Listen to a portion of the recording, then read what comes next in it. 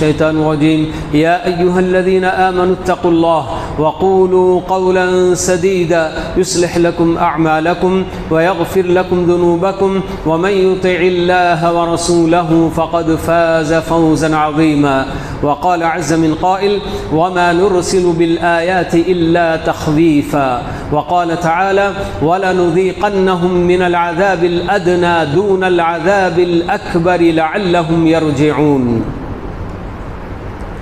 بزرگان محترم، عزیز نوجوان دوستو، بھائیوں اور قابل احترام اسلامی ماؤں اور بہنوں،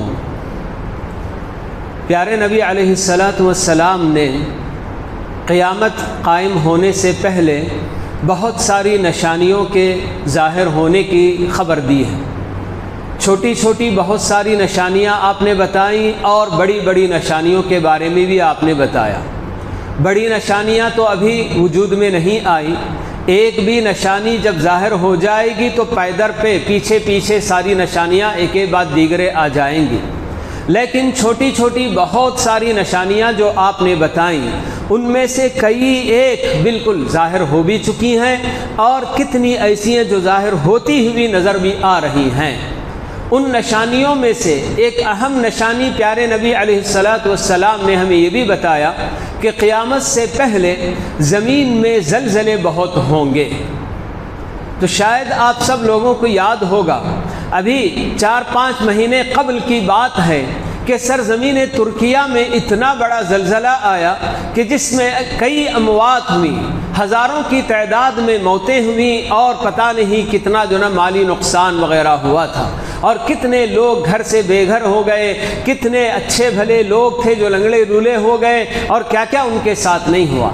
اور ابھی قریب کی بات ہے کہ افریقہ کا ایک ملک موراکو جس کو کہ المغرب کہا جاتا ہے، تو اس ملک پر زبردست قسم کا زلزلہ آیا، اور اسی کے پڑوس میں لیبیا ہے جہاں بہت ہی تیز قسم کی آندھی چلی ہے۔ اور ان سب کی وجہ سے جو نقصانات ہوئے ہیں، دنیا والے صرف اس فکر میں لگے رہتے ہیں کہ کتنی جانیں گئیں معلوم کیا جائے اور کتنا مالی نقصان ہوا، بس اتنا معلوم کرنے کی ان کی فکر ہوتی ہے۔ لیکن اللہ تعالیٰ پر ایمان رکھنے والا ایک مومن بندہ، اور جو یہ ایمان رکھتا ہے کہ کائنات کی ہر چیز اللہ رب العالمین کے حکم کے تابع ہوتی ہے، تو اسے سب سے پہلے اپنے پروردگار کی عظمت اور اس کی قدرت کا احساس ہونا چاہیے کہ یہ اللہ رب العالمین ہی کا حکم ہوتا ہے ہماری زمین کے لیے، جس پر ہم چلتے ہیں، دوڑتے ہیں، ہماری اپنی گاڑیاں چلتی ہیں، ہمارے اپنے مکانات بنے ہوئے ہیں۔ اللہ تعالیٰ کے حکم سے جب تک یہ زمین برقرار رہتی ہے، پرسکون رہتی ہے، تو ہم ہر طرح کے فائدے اٹھاتے ہیں۔ لیکن اسی زمین کو جب اللہ رب العالمین یہ حکم دے دیتے ہیں کہ ذرا سی حرکت کر کے دکھا دے، تو جب یہ زمین اللہ کے حکم سے ذرا حرکت کر جاتی ہے تو پھر دیکھیے کہ کیا سے کیا ہو جاتا ہے۔ انسان اپنی جگہ پر اپنی دنیا میں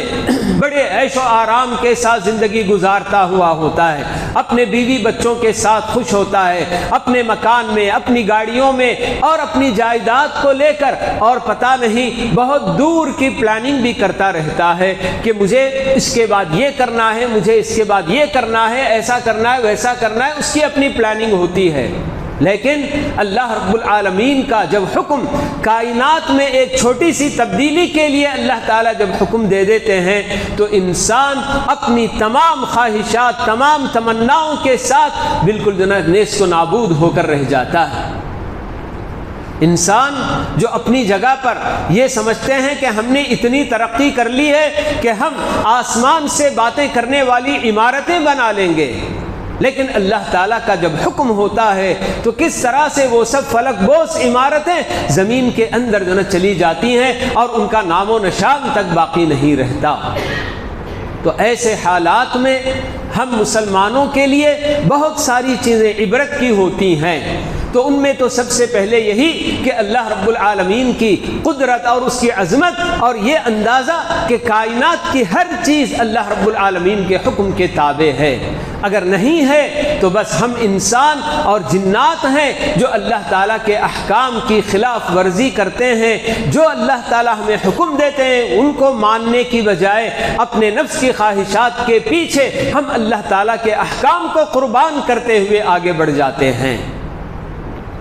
پھر اسی طرح سے ہمیں یہ بھی معلوم کرنا ہوتا ہے، اور ایسے حالات میں پیارے نبی علیہ السلام کی ایک حدیث ہمیں یاد ہونی چاہیے کہ جس میں آپ بتاتے ہیں کہ من اصبح منکم آمنا فی سربہ معافا فی جسدہ عنده قوت یومہ فکأنما حیزت لہ الدنیا، کہ تم میں سے اگر کوئی آدمی صبح کا آغاز کرتا ہے تو اس حال میں کہ وہ اپنے ٹھکانے میں، چاہے اس کا وہ ٹھکانہ کسی بھی طرح کا ہو، بہت بڑے عمارتیں، کئی درجوں کی عمارتیں ہوں، یا ایک معمولی سی جھونپڑ پٹی بھی کیوں نہ ہو، بہرحال آدمی اگر اپنے ٹھکانے میں امن و امان کے ساتھ رہے اور اپنی جسمانی حیثیت سے بالکل عافیت میں رہے، اس کے اپنے ہاتھ پیر صحیح سالم ہیں، بیماریوں سے بالکل وہ جو کیا ہے پاک ہے، تو اس طرح سے آدمی اپنی جسمانی صحت میں پوری عافیت کے ساتھ وہ اپنی جو کہ صبح کا آغاز کر رہا ہے، اور اس کے اپنے پاس اس کے ایک دن کا راشن پورا پایا جاتا ہے۔ یہ تین چیزیں اگر کسی کے پاس ہیں صبح کا آغاز کرتے ہوئے کہ وہ اپنے ٹھکانے میں بالکل امن و امان کے ساتھ ہے، اور اس کی اپنی جسمانی صحت بالکل برقرار ہے، اور اس کے پاس ایک دن کے لیے کھانے پینے کی چیزیں ہیں، تو آپ نے بتایا اس کو یہ سمجھ لینا چاہیے گویا پوری دنیا اس کے قدموں میں پڑی ہوئی ہے۔ آپ ذرا اس ماحول کا اندازہ لگا کر دیکھیے کہ جہاں پتہ نہیں کتنے کروڑ پتی بھی رہے ہوں گے اور کنگال بھی رہے ہوں گے، لیکن جس علاقے میں وہ زلزلہ آیا اور وہاں کے لوگ جو اپنی جگہ پر کسی بھی وقت یہ سمجھ رہے تھے کہ ہم پورے امن و امان میں ہیں، لیکن اللہ تعالیٰ کے حکم سے جب وہ زمین حرکت کر گئی، زلزلہ آیا، تو ان کا امن و سکون غارت ہوا، ان کا اطمینان غارت ہو گیا، اور پھر اسی طرح سے ان کے اپنے جسم پتہ نہیں کیسے ہٹے کٹے رہے ہوں گے، کتنی عورتیں اور کتنے بچے کیسے خوبصورت رہے ہوں گے، کیا نہیں رہا ہوگا، لیکن جب اس حادثے کا شکار ہوئے ہیں تو اب ان کے اپنے جسم کی کیا حالت ہوگی، چھیتڑے اڑ جاتے ہیں ایسے سب حالات میں۔ تو بس اللہ کے نبی صلی اللہ علیہ وسلم کی یہ حدیث ہمیں یاد دلاتی ہے کہ ایسے حالات میں ہم اگر اپنی جگہ پر مطمئن ہیں اور یہ چاہتے ہیں کہ ہمارا یہ اطمینان باقی رہے، ہماری اپنی یہ حالت باقی رہے، تو ہمیں پہلی فرصت میں اپنے پروردگار کی طرف رجوع کرنا ہوگا، لوٹ کر جانا ہوگا، اور اپنے کرتوتوں سے بالکل توبہ کرنا ہوگا، کیونکہ اللہ رب العالمین یہی بتاتے ہیں کہ ما اصابکم من مصیبت فبما کسبت ایدیکم ویعفو عن کثیر، کہ لوگوں تمہیں کوئی بھی مصیبت پہنچتی ہے، چھوٹی بڑی کوئی بھی چیز، تو یہ سب تمہارے اپنے کیے کرائے کا نتیجہ ہوتا ہے۔ اے انسانوں، تم اپنے ہاتھوں سے اس کو کیا گویا بلاتے ہو، اللہ تعالیٰ کے اس قہر کو، اللہ تعالیٰ کے اس غضب کو تم اپنے اعمال کے ذریعے دعوت دیتے ہو۔ تو تم اگر اپنا چاہتے ہو کہ اللہ تعالیٰ نے وہاں جو منظر دکھایا ہے، کوئی بعید نہیں، ہم بھی انسان ہیں اور ہم سے بھی دن رات اللہ رب العالمین کی کتنی معصیتیں ہوتی رہتی ہیں، اللہ تعالیٰ چاہا تو جیسے وہاں وہ منظر دکھایا ہماری اپنی سرزمین میں بھی دکھا سکتا ہے، اللہ تعالیٰ کو کوئی روکنے والا نہیں، اور اس کا فیصلہ اتنا اٹل ہوتا ہے کہ ایک مرتبہ وہ فیصلہ کر لیا تو اسے کوئی روک نہیں سکتا، دنیا کی پوری طاقت مل کر بھی اگر اسے روکنا چاہیں، اس کے فیصلے کو بدلنا چاہیں تو نہیں کر سکتے۔ تو اس لیے ایسے حالات میں آدمی پہلی فرصت میں اپنے رب کی طرف رجوع کرنا ہے۔ ہر انسان اپنی اپنی جگہ پر یہ نہ سوچے کہ میں تو اپنی جگہ پر بہت اچھا ہوں، میرے اندر کوئی خرابی نہیں، فلاں خرابی کے شکار ہے، فلاں کے اندر یہ خرابی ہے۔ ہر آدمی اپنی اپنی جگہ پر جانتا ہے کہ میں اپنی جگہ پر کتنا درست ہوں، کتنا اچھا ہوں، کتنا نیک ہوں، کتنا پارسا ہوں۔ مرد ہو، عورت ہو، جوان ہو، بوڑھے ہو، سب کو پتہ ہوتا ہے۔ تو کہیں ایسا نہ ہو کہ ہمارے اپنے گناہوں میں مسلسل پڑے رہنے کی وجہ سے اللہ تعالیٰ کا فیصلہ جو وہاں ہوا وہ فیصلہ کہیں یہاں بھی نہ ہو جائے۔ تو ایسی صورت میں ہماری اپنی ذمہ داری بنتی ہے کہ اللہ رب العالمین کی طرف ہم رجوع کریں، توبہ اور استغفار کریں۔ حضرت علی رضی اللہ تعالی عنہ بتاتے ہیں کہ اس دنیا میں کوئی بھی بلا، کوئی بھی مصیبت آتی ہے گناہوں کی وجہ سے آتی ہے، اور جب اس دنیا سے اس کا خاتمہ ہوتا ہے، بلائیں ٹلتی ہیں، مصیبتیں دور ہوتی ہیں، تو صرف اور صرف توبہ اور استغفار کے ذریعے دور ہوتی ہیں۔ تو اس لیے ہر آدمی کو اپنی اپنی جگہ پر اپنا جائزہ، اپنے گھر کا جائزہ لے کر دیکھ لینا چاہیے کہ ہم کیسے ہیں، کیسی ہماری زندگی گزر رہی ہے، اللہ تعالیٰ کی فرما برداری میں گزرتی ہے یا پھر اللہ تعالیٰ کی نافرمانی میں ہم یہ زندگی گزار رہے ہیں۔ اور ایک اور اہم ذمہ داری ہم پر یہ بھی عائد ہوتی ہے کہ اگر ہم برائی کرنے والوں کو جانتے ہیں، دیکھتے ہیں، تو ان کو روکنے کی ہم کوشش کریں۔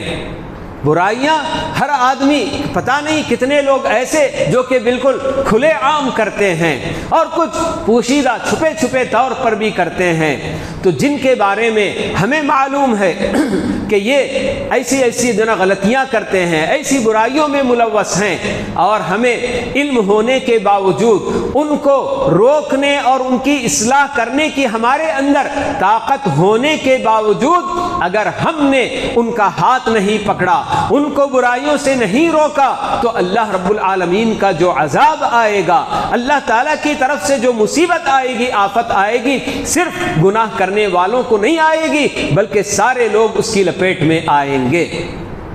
تو یہ سب ہمارے اپنے لیے قاعدے قانون بتائے گئے ہیں ہماری اپنی شریعت کے اندر۔ تو یہ ایسے حالات ہیں کہ ان حالات میں ہمیں عبرتیں لینی چاہیے۔ جی صرف یہ سوچ کر کہ یہ سب ایک کائنات کے اندر ہونے والی ایک روٹین کی چیز ہے، ایسا نہیں ہو سکتا ہے۔ یہ سب اللہ رب العالمین کی طرف سے جی کسی کے لیے آفت ہوتی ہے اور جو مصیبتیں آتی ہیں، تو یہ مصیبتیں ایک مومن کے لیے جب وہ صبر کرتا ہے اور اس پر جو ہے کہ اللہ تعالیٰ سے اجر کی امید کرتا ہے، تو اللہ تعالیٰ اسے اجر سے بھی نوازتے ہیں۔ اور دوسروں کے حق میں جو غیر مومن ہوتے ہیں تو ان کے لیے یہ یقیناً اللہ تعالیٰ کا ایک جو ہے کہ ان کے لیے سزا ہوتی ہے اور ان پر جو ہے اللہ کا عذاب ہوتا ہے۔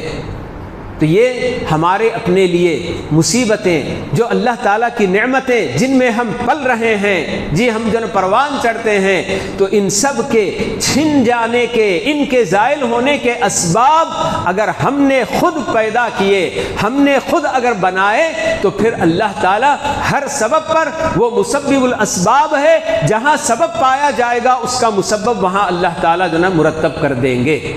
تو اس لیے ہمیں پہلی فرصت میں اس طرح کے حادثات، اب دنیا ایسی بھی ترقی کر چکی ہے کہ یہ صرف سنی جانے والی بات نہیں رہی۔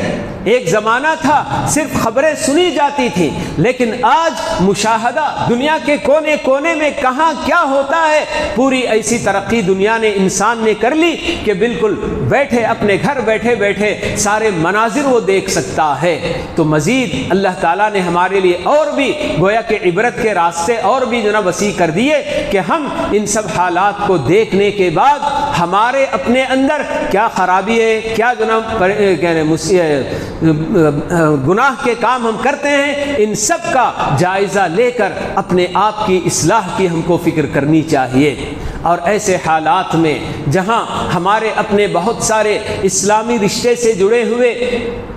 ہمارے اپنے بھائیوں بہنوں کے ساتھ ایسے حالات ہوئے ہیں، تو ایک مومن کی مثال اللہ کے نبی صلی اللہ علیہ وسلم نے یہی بتائی کہ سارے مومن دنیا کے یوں سمجھ لیجئے کہ ایک دیوار ہے کہ جسے ایک اینٹ جیسے جو دوسرے اینٹ کو سہارا دے کر دیوار کھڑی ہوتی ہے، تو بالکل اسی طرح کی مومنوں کی مثال ہے کہ مومن دنیا کے کسی بھی کونے میں کہیں بھی اس کو تکلیف پہنچتی ہے تو دوسرے سارے مومنوں کو تکلیف کا احساس ہونا چاہیے، اور پہلی فرصت میں ایسے مصیبت زدہ ہمارے اپنے بھائیوں کے لیے ہمارے اپنے دلوں سے دعائیں نکلنی چاہیے، اور اس کے ساتھ ساتھ ہم ایسے لوگوں کے لیے کس طرح سے مدد کر سکتے ہیں، چاہے ہم اپنے گھروں کی راشن میں سے صحیح، کپڑے وغیرہ صحیح، یا دیگر اور چیزیں یا پیسوں کے ذریعے جس طرح سے بھی ہم مدد پہنچا سکتے ہیں ان تک، تو بہت ساری تنظیمیں، بہت سارے آرگنائزیشنز ہوتے ہیں جو ایسے موقع پر ان لوگوں کے رفاہی کام کے لیے، ان تک مدد پہنچانے کے لیے بالکل تیار رہتے ہیں۔ تو ایسے لوگوں کے ساتھ جڑ کر اپنا جتنا بھی حصہ مدد کا ہو سکتا ہے وہ ان تک پہنچانے کی ہم کوشش کریں، یہ ہماری اپنی ان حالات میں ذمہ داری ہوتی ہے۔ تو یہ اس طرح کے حالات یہ اللہ تعالیٰ کی طرف سے ایک ہلکی سی پکڑ ہوتی ہے، جو سورہ الف لام میم سجدہ کی آیت میں نے آپ کے سامنے پڑھی، اس میں اللہ تعالیٰ یہی بتاتے ہیں وَلَنُذِيقَنَّهُم مِّنَ الْعَذَابِ الْأَدْنَىٰ دُونَ الْعَذَابِ الْأَكْبَرِ، کہ بڑے عذاب سے پہلے ہلکا سا چھوٹا سا عذاب ہم لوگوں کو چکھاتے ہیں، لَعَلَّهُمْ يَرْجِعُونَ، تاکہ وہ اللہ تعالیٰ کی طرف لوٹ جائیں اور اپنی گناہوں سے باز آ جائیں۔ یہ اللہ رب العالمین کا فرمان ہے۔ تو اس لیے اس طرح کے حالات میں ہم صرف یہ دیکھنے کی بجائے کہ کتنی جانیں ضائع ہوئی، کتنا مالی نقصان ہوا، بہت سارے لوگوں کو بس اسی کی فکر ہوتی ہے، صبح صبح اخبار فوراً جا کر لیتے ہیں کہ دیکھیں کہ اس حادثے میں کتنی جانیں گئیں، کتنا مالی نقصان ہوا، خبریں کیا بتاتی ہیں، صرف اس حد تک ان کی کیا فکر ہوتی ہے۔ مگر ایک مومن، ایک مسلمان اسی پر اکتفا نہیں کر سکتا،